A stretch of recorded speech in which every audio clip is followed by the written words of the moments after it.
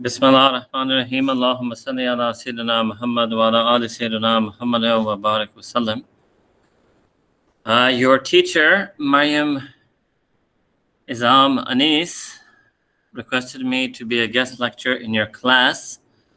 Initially, she suggested to me the topic on purification of the heart. But then when we found out that you all are students, I believe, of design at Ziauddin University. Ziauddin is my brother's name, no connection whatsoever to the university. I said, let me first give you some initial comments on God, the Quran, and design. God is simply the English word used for Allah subhanahu wa ta'ala. Allah subhanahu wa ta'ala is the Arabic word used for God.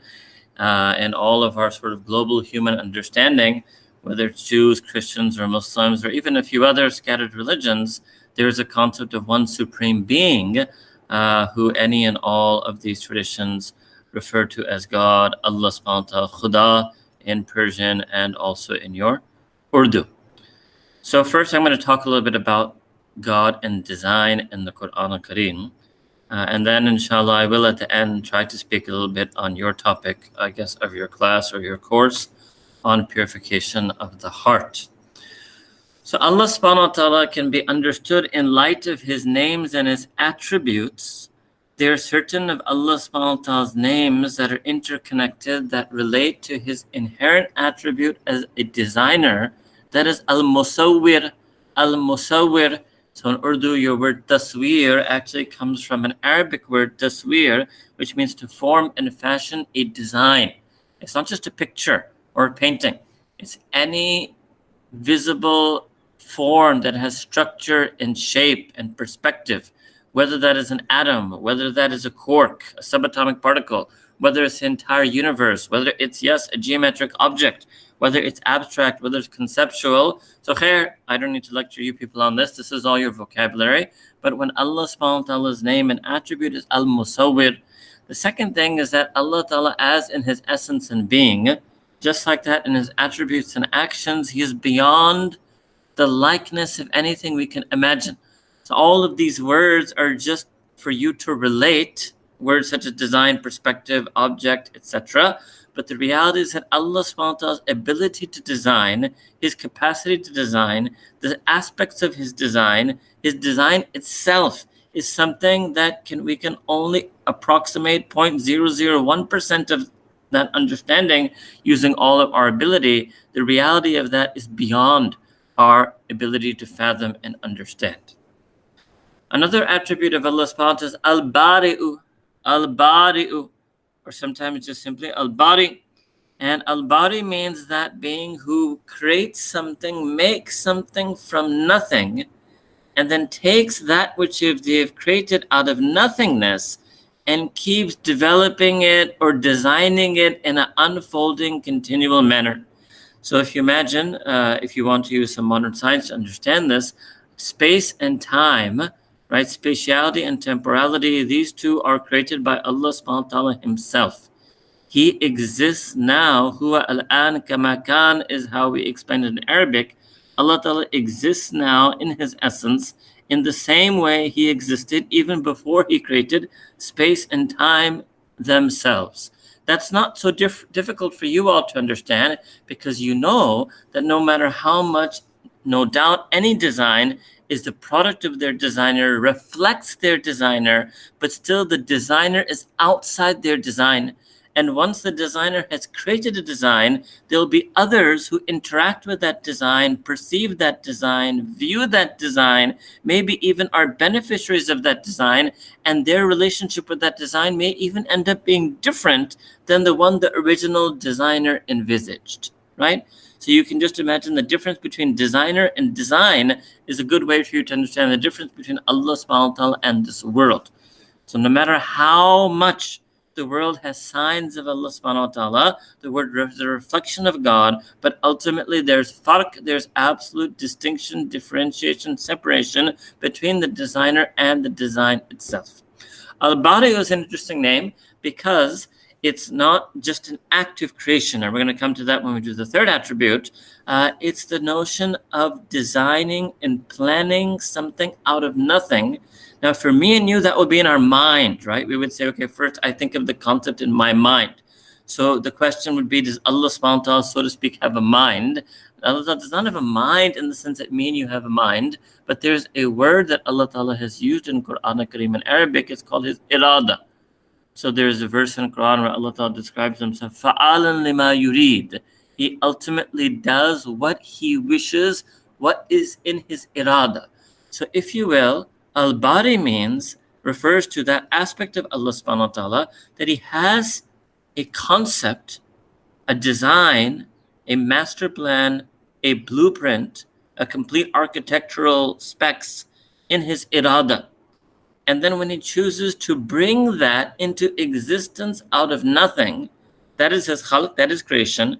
But the moment of creation, that is him being al-khaliq. But the fact of conceiving it before, creating it, and then maintaining and sustaining it in a regular, systematic, principled way, such as organized under the laws of the physical universe and the laws of nature, all of that is al-bari'u. Al-bari'u. So you have al-musawwir and al-bari. All right. And the last word that I was going to do for you today, very briefly, because I've already done it, is al-khaliq, right? So Allah subhanahu wa ta'ala being al-khaliq is the actual act of creation itself. All right. So in, let's say, those of you who may be doing industrial design, so often this will be called design and manufacturing, right? So the manufacturing part, that is Allah subhanahu wa ta'ala, when he's manufactured his creation, that's al-khaliq. And the design and the sort of sustenance and nurturing and upbringing of that manufactured product, that is Allah subhanahu wa ta'ala as al-bari. Okay. So this is a little bit about Allah subhanahu wa ta'ala's own aspect and own attribute of being a designer, right? So all of you, mashallah, it's very easy. You can view yourself as Abdul Musawwir or Abdul Khaliq or Abdul Bari. You are the servants and slaves of that being who is the ultimate designer. Okay, now, I may return a little bit to this, but I don't want to. I want to move forward because there's a bunch of things. There's several more things I wanted to tell you.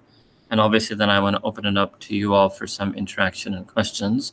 But suffice it to say, there's much, much, much, much more that could be said about Allah subhanahu wa ta'ala himself, God, as a designer, as the designer. But now I want to talk a bit more about his design, right?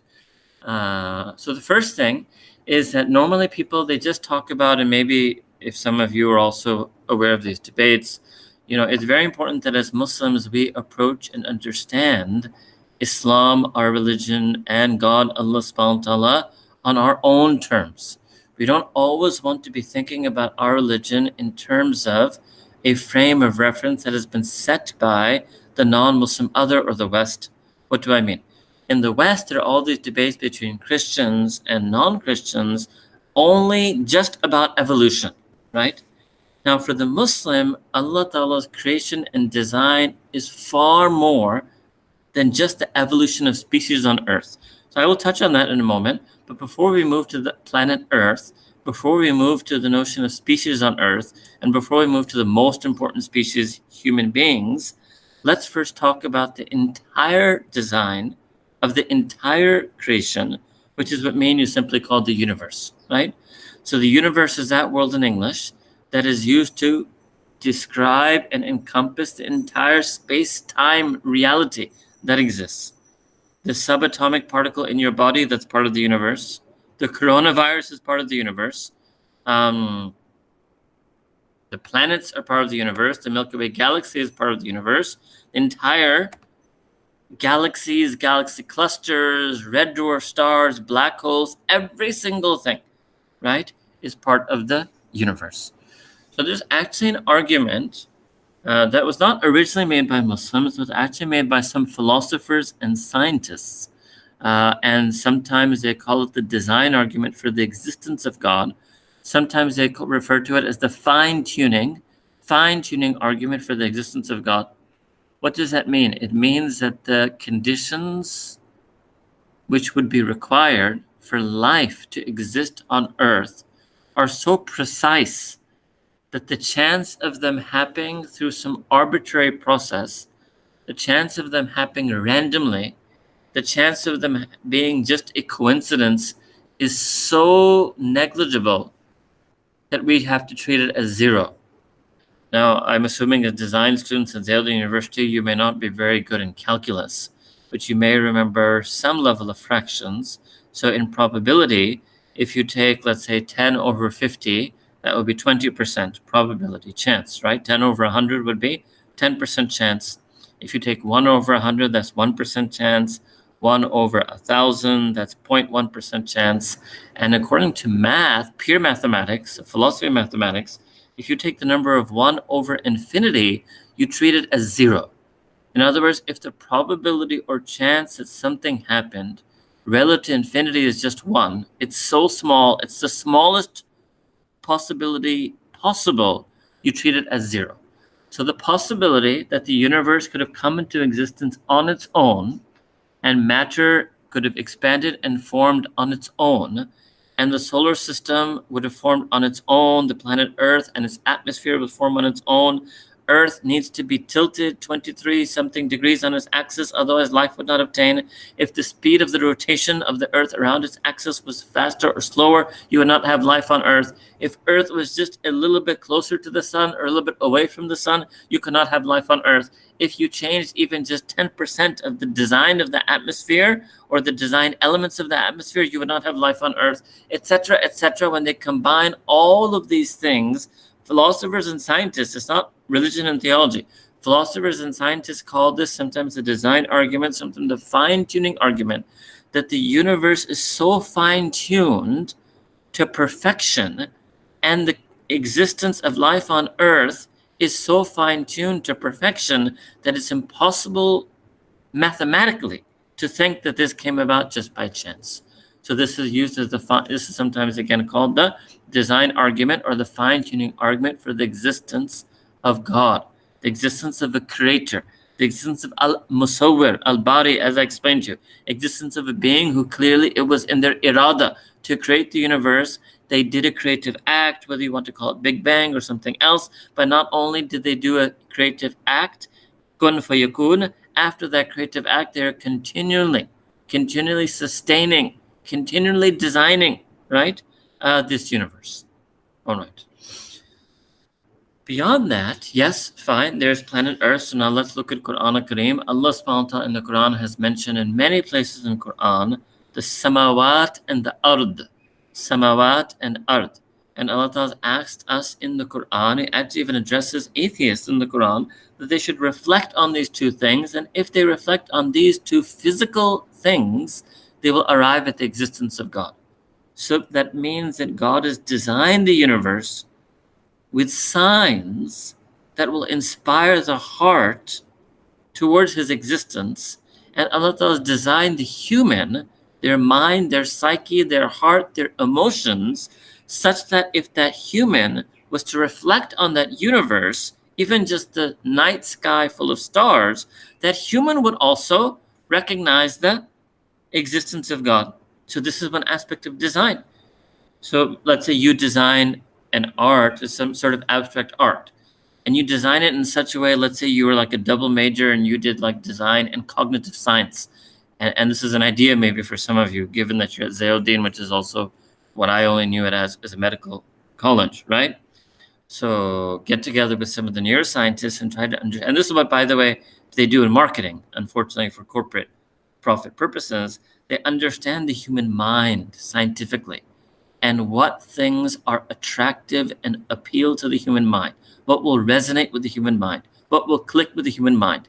And then they design something accordingly. Maybe you're even taught that in graphic design and communication design, right?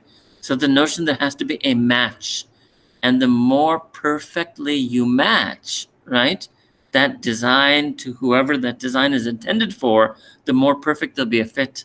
Well, Allah Ta'ala is the being of absolute perfection, and He has perfectly designed this samawat and ard, so the physical signs in the universe, in order to inspire our hearts about Him And he's perfectly designed our hearts and our minds such that were we to direct them to the samawat and the ard, again, we would be led to him. So samawat, if you know the Arabic, it's in plural. Sama is the singular. So this refers to everything that is above and beyond or transcendent to earth. So it starts with the sky. If you want to bring in modern science, it's the different levels of the atmosphere. Then you move into outer space. Then that level of outer space that is spanning our solar system. Then the entire outer space. Okay. Then there's another realm. Maybe I'll come to that later. There's another realm that Allah Ta'ala has designed and created, which is beyond this physical space-time universe. And the samawat also refers to that. I'll come back to that maybe if we have time a little bit later. The ard refers just to planet Earth. So immediately we learn that from all of the physically created universe, the planet Earth has some very special characteristics in it. In another place, in another set of verses in Quran Kareem, Allah subhanahu wa ta'ala uses another sort of paired metaphor, and that is of the afaq and the anfus. So if your Urdu is more fancy, or if you were into Urdu poetry, शेर शायरी, जो मैं बिल्कुल आपको नहीं सुना सकता क्योंकि हम उर्दू में बिल्कुल बेज़ौक हैं, बेज़ौक, हमें कुछ शेर शायरी ना उर्दू फारसी में नहीं आता. चलो एक दो जुमला उर्दू में बोले ताकि आपको यकीन आ जाए कि इतना टिट मिट अमरीकी अंग्रेजी हमसे बोल रहा है कि उर्दू आता भी है नहीं. अल्लाह का करम फजल से उर्दू आता है मगर शेर शायरी नहीं आता. Afaq and anfus. So the Urdu poets, they love these terms. Afaq is the plural of ufuk. It's referring to the horizons. The horizons. And anfus, if you would definitely know, is plural of nas. It's referring to your own self. So then another way Allah subhanahu wa ta'ala said that you should reflect on all the horizons that are outside yourself, outside your being, your existence. All of the horizons outside you have also been designed by Allah subhanahu wa ta'ala and have been designed in a way that they will inspire your heart and lead you to Him. And then your own self, your nafs, think Iqbal's khudi here if you're really into the poetry stuff, your own self has been designed in order to lead you to Allah subhanahu wa ta'ala. So then the word Allah ta'ala uses for this activity is tafakkur. Tafakkur, do they not reflect? Do they not ponder? Do they not contemplate? What? On the samawat and the ard, on the transcendent realms of His creation, or on the earth and the physical, biological, scientific elements of creation itself? Do they not reflect on the afaq and every horizon that is beyond them, even in their mind, even in aesthetics, right? So this isn't just, it's not just science. And it's very important that unfortunately a lot of this discussion of God, the design in the Quran it's held to be always and only about science. No. Yes, it's also about human physiology, but it's also about human psychology. It's also about human emotions. It's about the creative sense, the aesthetic sense. All of this has also been designed and created by Allah Ta'ala and placed with us as human beings. So all those verses in the Quran where Allah Ta'ala is asking us to reflect, do tafakkur on the anfus. This is what Allah Subhanahu wa Ta'ala means. Our emotion, the feeling of love, the feeling of creativity, the joy of learning. All of these things are inside a human being. All of these things are inside a human being. So all of the humanities, right, if you will, also fall under the signs of God's creation. Then the way human beings interact on earth, so if just to keep it simple, all of the social sciences are also a reflection and signs of God on earth. It's not just the sciences. All right. Now, let me move you to another discussion. When God is the designer of all of this, and He's explained that He's the designer in the Quran Kareem, and He's explained all these things that I've explained to you thus far. So what happened? Where does the human being, where do we come in all of this? So now I will explain to you a story that all of you are aware of, but I'm going to explain it to you perhaps in a different way than you have ever heard that story told. And that story is of the perfect designer perhaps allowing some creation to mess up His design. All right? So that would be like all of you, mashallah, are students of design, and let's say, hopefully, you're all skilled and good at what you do, and you bring somebody like me and मैं तो आपके fun में अनारे हूँ जिस तरह मैं शेर शायरी में बेज़ौक़ हूँ, architecture, graphic design, communication design हमें Nayata. All right. Now, one of your friends would say, well, why are you bringing him? He's going to mess it up. He's going to mess it all up because he doesn't understand. He doesn't understand, right? Okay, now go back in time. Allah Ta'ala creates Adam alayhi salam. The angels protest. What are the angels protesting? The angels up to now have been living in this perfectly designed realm, which is not the physical universe. So let me actually talk about that for a moment. Beyond the physical universe, there are other realms. If you want to be sci-fi about it, other planes of existence, other dimensions that Allah Ta'ala has created. This is why we begin when we recite Quran, when we recite Fatiha, what do we say? Alhamdulillahi Rabbil Alameen. The Rabb of the universes, the Rabb of the realms. Alam is one world that's the entire physical universe as known by modern cosmology and science. There's so many other realms. So one was the realms in which the angels live, the angelic realm. One is the creation of heaven itself, the kursi and the arsh themselves, all right? So the angels, so the creation of human being did not take place in this physical universe. The creation of the human being did not take place in space and time. The creation of the human being, the first human being, Sayyidina Adam alayhi salam, took place in the heavenly realm. And so the angels were present. So now the angels, now imagine, just for today's purposes, right? Imagine you're an angel. So you're an angel, you're living this perfect life. You get to see Allah Ta'ala, you get to talk to Allah Ta'ala, you get to hear from Allah Ta'ala. You do perfect worship. You have no free will. You can't do any sin. You can't disobey. You're watching and observing the wondrous creations of Allah subhanahu wa ta'ala, and then boom, Allah Ta'ala creates a human being. And you think, Ya Allah, you're going to mess up. This thing is going to mess up the whole perfect design, this thing, right? Allahu Akbar, that's what happened. That's what the angels protested, right? It's like you bringing me into class and asking me to participate in a design project. Your friends would say, whoa, all right? That's what happened. The perfect designer, Allah subhanahu wa ta'ala, al-Musawwir al-Bari al-Khaliq, decided to create a human being and then give that human being a role, an ability, a function, not just to exist in that design, but either to be expressions and embodiments of the brilliance of that design, right, which is called Iman, which is called Taqwa, which is called Ikhlas, or they also been given the power to play the function and role of what? Of, spoilers of that design. That's crime, that's corruption, that's sin, that's injustice, that's oppression. In Quranic terms called fisk and fujur and fitna and fasad. These all four start with the letter fa. Fisk, fujur, fitna, fasad. And there's also a third option that some human beings opt for. They could just be passive, right? They're neither really going to realize and be an embodiment and expression of the perfection of design, nor are they going to spread sedition and corruption on earth. They're just going to be passive, neutral, right? So, but, as students, you would also know that one of the greatest things about education and learning is trying to train people that they should realize and maximize their potential. And any lost opportunity and lost potential is considered tragic. So those human beings who take this route of being passive, maybe you want to call them nice humanist agnostics, if they take the option of being passive, it's a tragic loss. It's a tragedy. It may not be a foul corruption, may not be evil, may not be sin, may not be crime. They may be perfectly nice, wonderful people, but it's a tragic loss because they didn't realize their role in a master design of the master designer. Did they fail to be Abdul Musawwir and Abdul Bari? Okay, so let's get back to the angel's question, right? Because this is a valid question. Why would you create the human being? And why would you then empower this human being with free will, which angels don't have? Why would you give this human being the ability to hurt other people? Why would you, yes, place in the human being the capacity to do good, but also place in them the capacity to do evil? That's just going to mess up the whole design.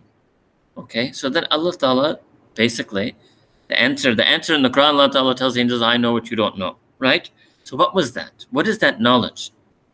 You'd be surprised, me and you actually we don't have all the knowledge of God, all the knowledge of Allah subhanahu wa ta'ala, but me and you, yes, every single one of you, I can only see two of your names because you've written the chat so far. So Sanila Azhar, Nosherwan, Kirmani, and also obviously Madam or Miss Mariam Izam herself, and all the rest of you who are listening, me and you have been given some of that knowledge. Which knowledge? That the angels didn't have.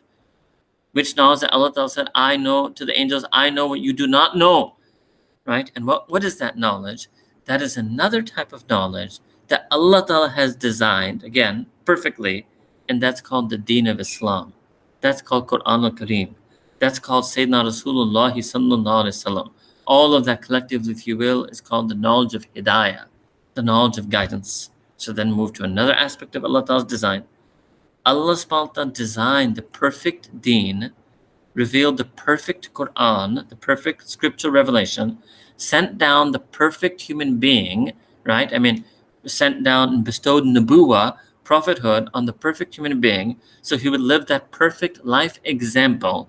And all these three things combined, perfect deen, perfect Quran, perfect Nabi, all of that would be the perfection. All of this was the design behind the perfection of the hidayah, of the guidance of Allah subhanahu wa ta'ala. So therefore, Allah ta'ala empowered the human to play an incredible role, maybe even the master role in the realization, right? The realization of the perfection and beauty of Allah Ta'ala's design. So let me go back and try to explain to you an example. So you make me a member of your team, everybody panics, but then you say, no. We're going to train this person.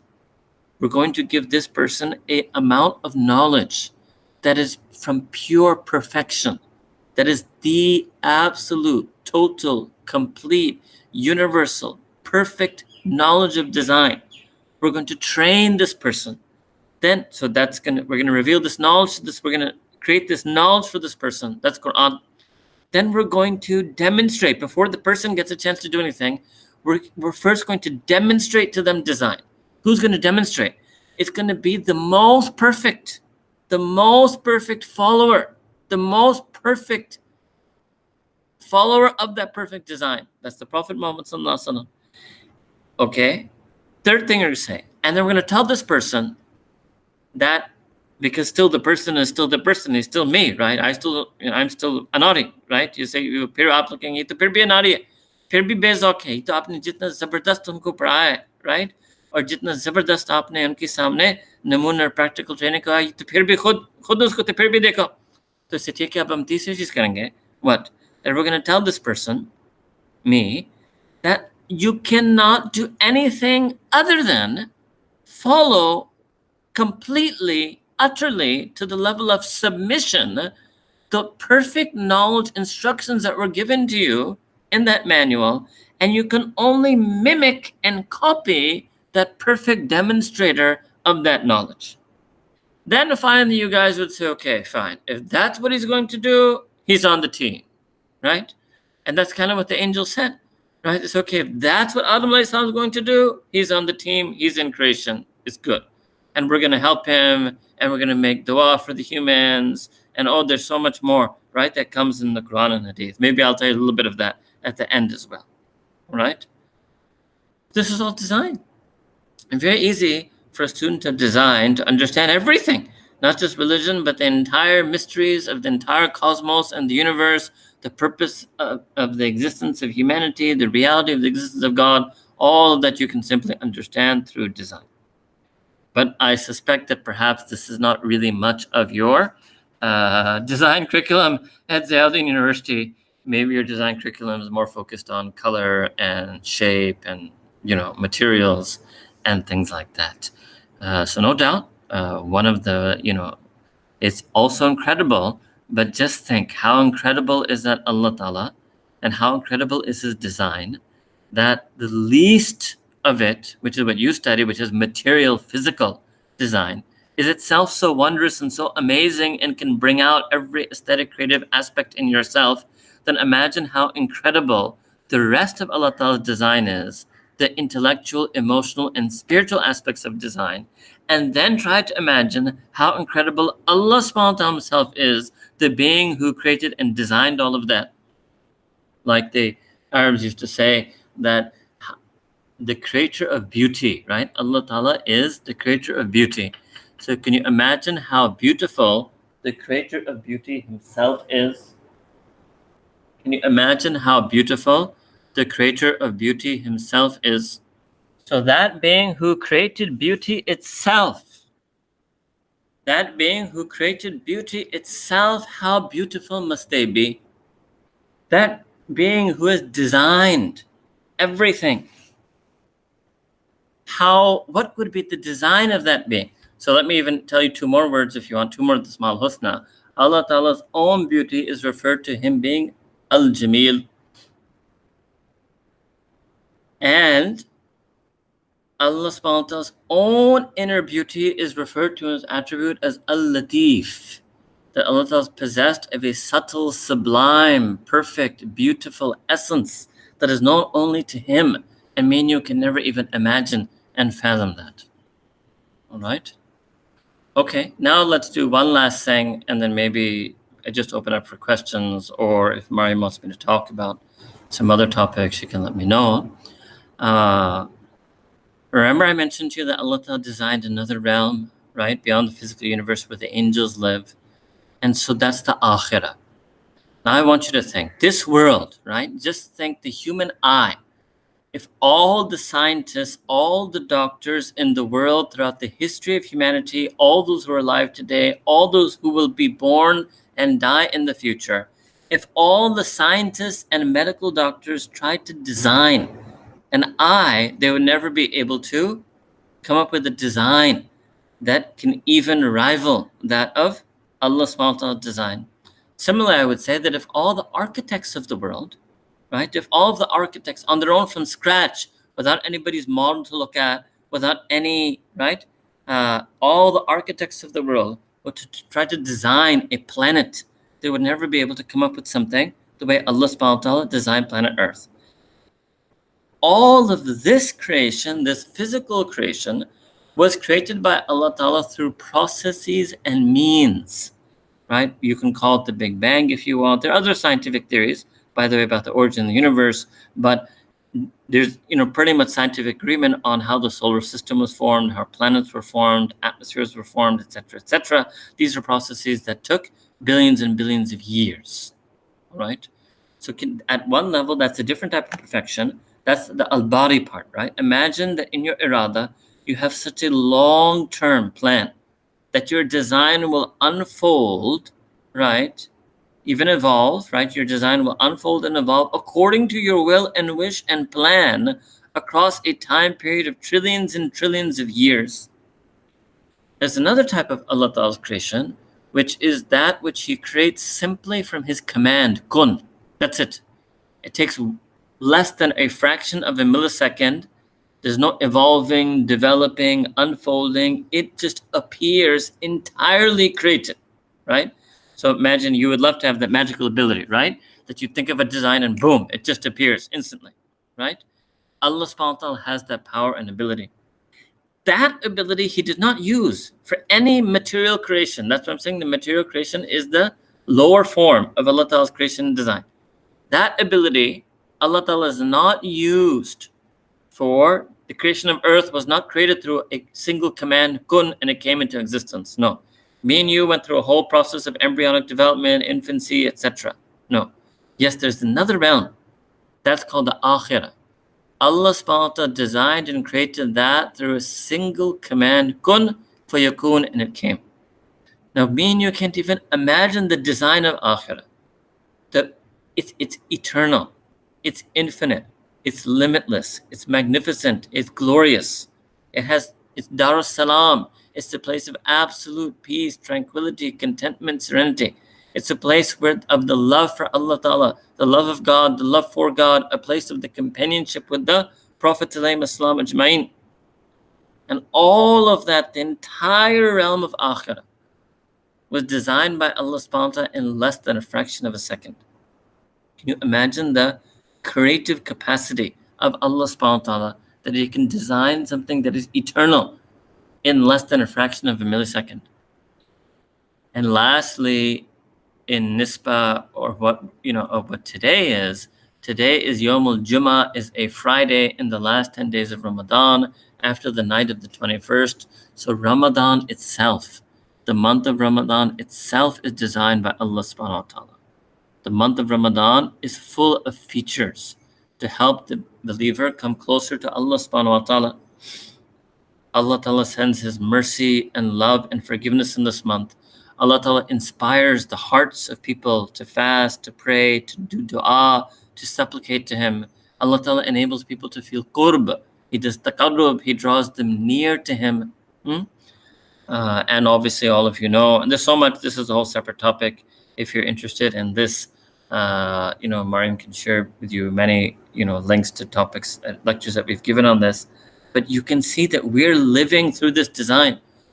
Most of us were hardly able to do anything for the sake of Allah Ta'ala, and all of a sudden we're fasting 12, 14 hours a day, praying, reading Quran, making dua to Allah Ta'ala with like a level of yaqeen, with a level of absolute certainty. People who may not always have been on yaqeen for much of their life. So this itself is an incredible gift from Allah Ta'ala. This is designed, Ramadan has been designed to reconnect the hearts to God. That's the way it's been designed. Gates of Jannah are open, gates of Jahannam are closed, Shaitan is chained, reward of actions increases, Laylatul Qadr, right? Khayrun min alf shahr, the night of tremendous power, which is more than 1,000 months, more than 80 years. There's so many things. But really the greatest thing is those intimate moments between a person and their Rabb. Many times, right before they break the fast and they make a dua to Allah Ta'ala, that intimate moment, right, of qurb, of taqarrub, of munajat, of supplications to Allah subhanahu wa ta'ala. All of this has been designed by Allah subhanahu wa ta'ala. So really, in a nutshell then, the concept of purification of the heart is simply to purify the heart of any feelings or emotions or inclinations or attractions that could somehow be an obstacle in our way, obstacle in our path of following Sirat al-Mustaqim, an obstacle in us realizing the perfection of Allah subhanahu wa ta'ala's hidayah in His perfect deen, perfect Quran, perfect example of the perfect Prophet sallallahu alaihi wasallam.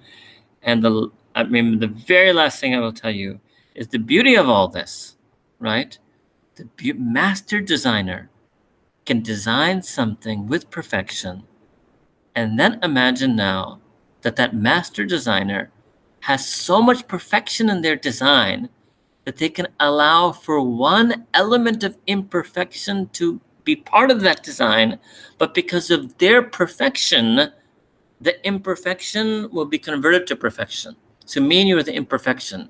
We can't be perfect. Yes, Islam is perfect, God is perfect, Quran is perfect, Prophet ﷺ is perfect, etc. Me and you can never be perfect, never. Me and you can never be perfect. But this is the perfection of Allah subhanahu wa ta'ala, and the perfection of His design, that there's space in it for imperfection. How that imperfection, the imperfect human being, gets transformed to perfection through the rahmah, the mercy of Allah subhanahu wa ta'ala. And that's a whole other topic for another time. That can be part 2 for someday. But that is the rahmah, the mercy of Allah subhanahu wa ta'ala. And that is His master attribute, right?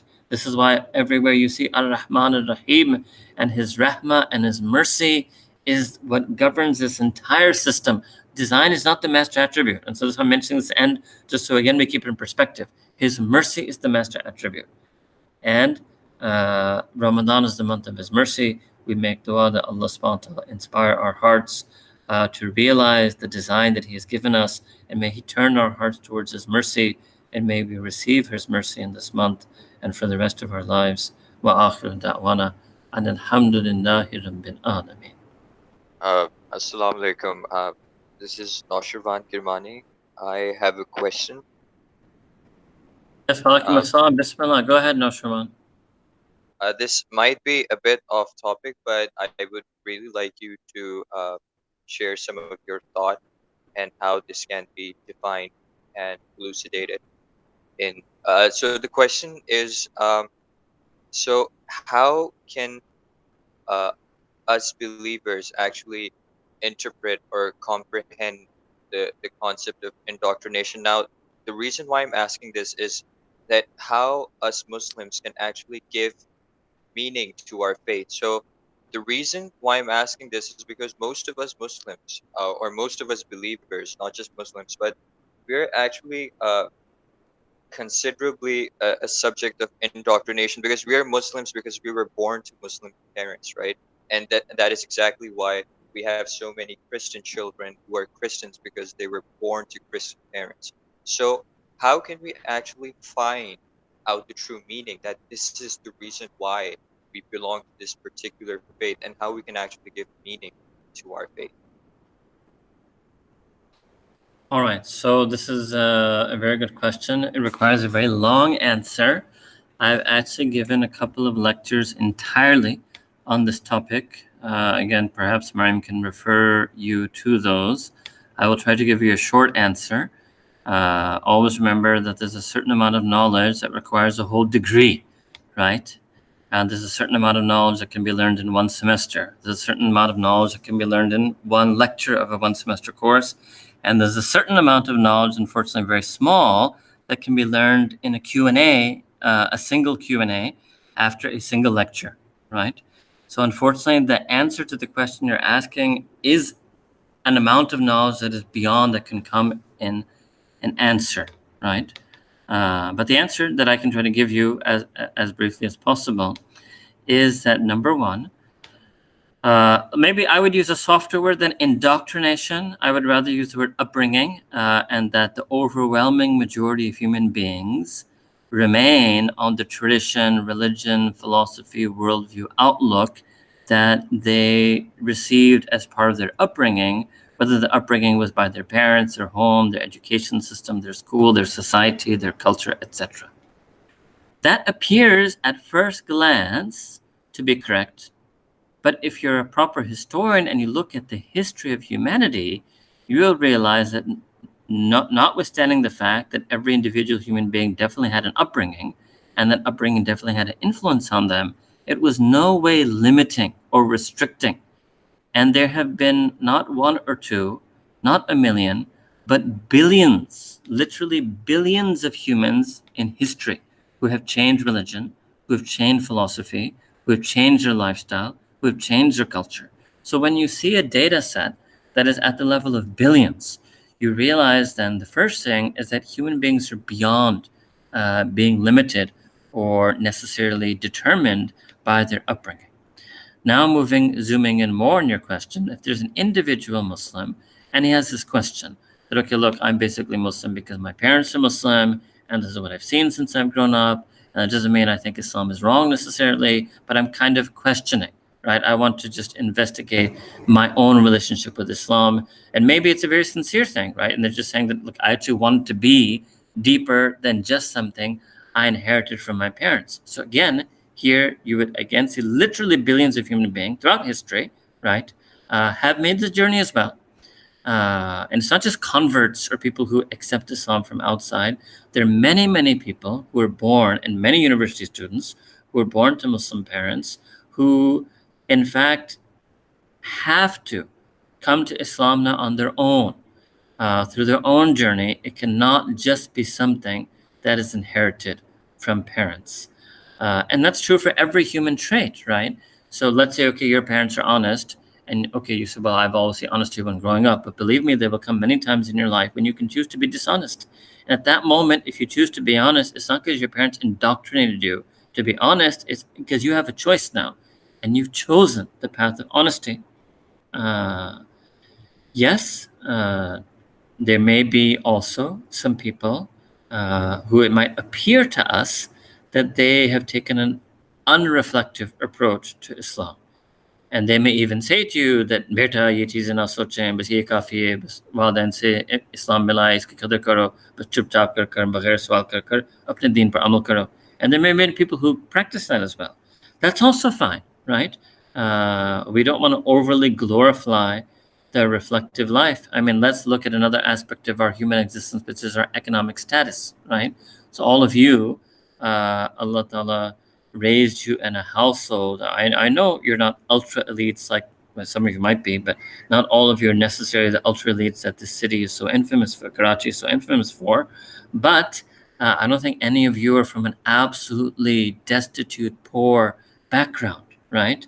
And so your access to education, your ability to speak English, your ability to understand my English talk today is due to a lot of circumstances that are not in your control. If there's anything in your life that is not entirely due to your earning and control, that means you will discard it. Then you'll have to drop out of school. There's so many things, other things, akhlaq, character, socioeconomic status, opportunity, access to education. It's not just religion that you've inherited from your parents, right? And so the question is, why would religion be the outlier? Why is it that we're willing to accept every other thing that we have received from our parents or in our household or our cultures and society, and it's only religion that we're going to discard?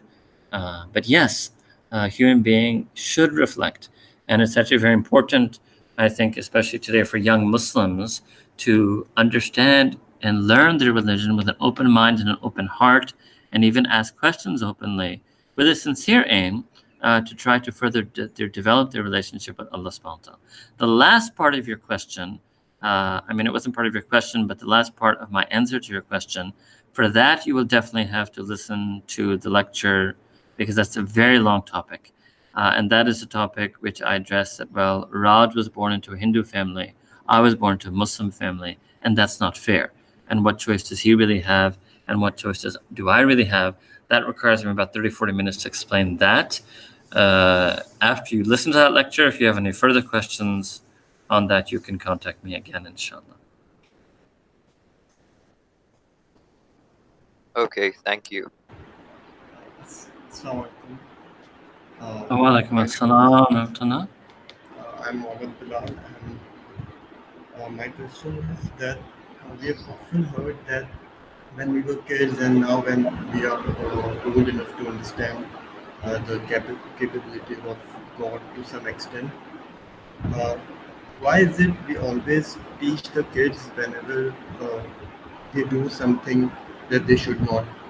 Why we always scare them that Allah guna dega, and why not that He is Rahim? Because He Himself possess qualities like Rahim and Kareem, and not only Al-Qahar and Al-Jabbar. So why we always scare them, and we used to get scared when we were kids?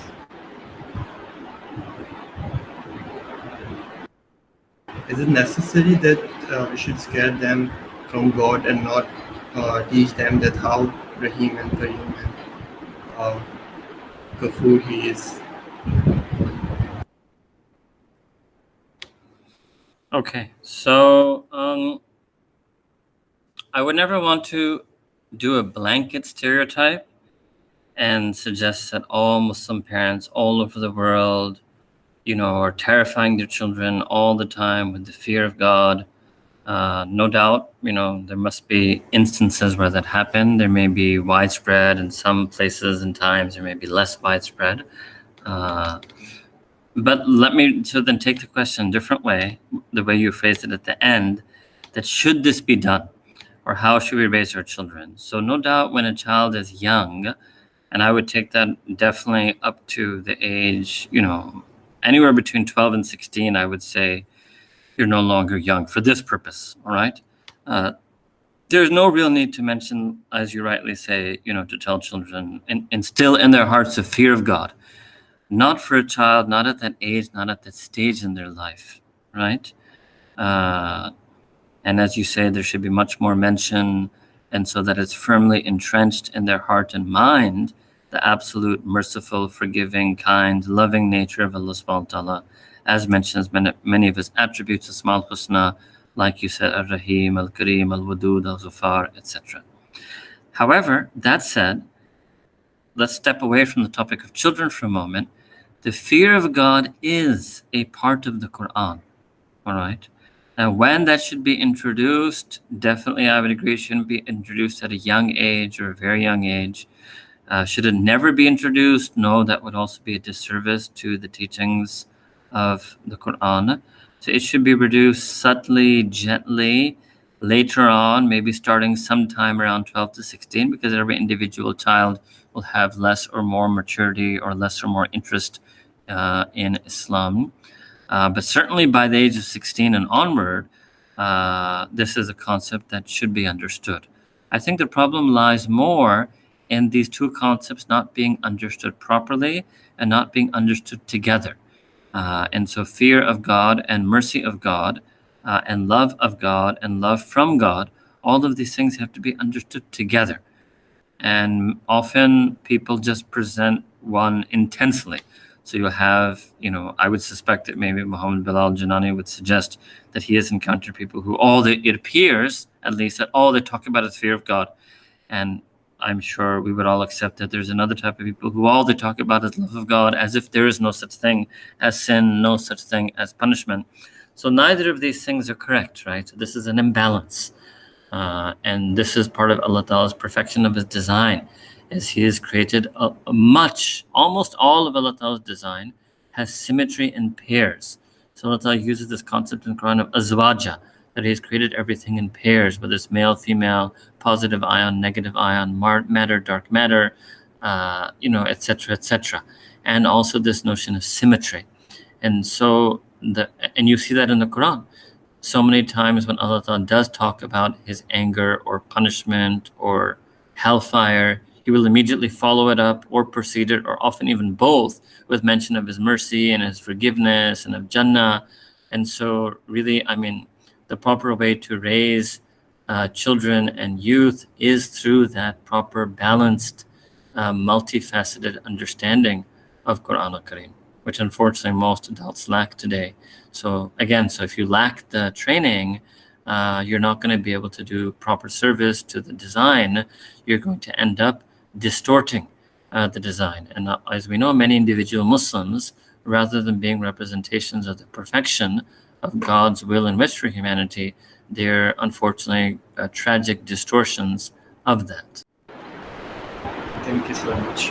All right, inshallah, jazakumullah khair. We're going to take leave. As I wrote you all in the chat box, it was a pleasure to interact with you today as your guest lecturer. And we extend you best of wishes for your studies. And we make dua that all of you continue to learn and explore more about your spiritual journey. And to whatever extent we can help you in that, you can always reach out to your teacher. Assalamu alaikum wa rahmatullahi wa barakatuh.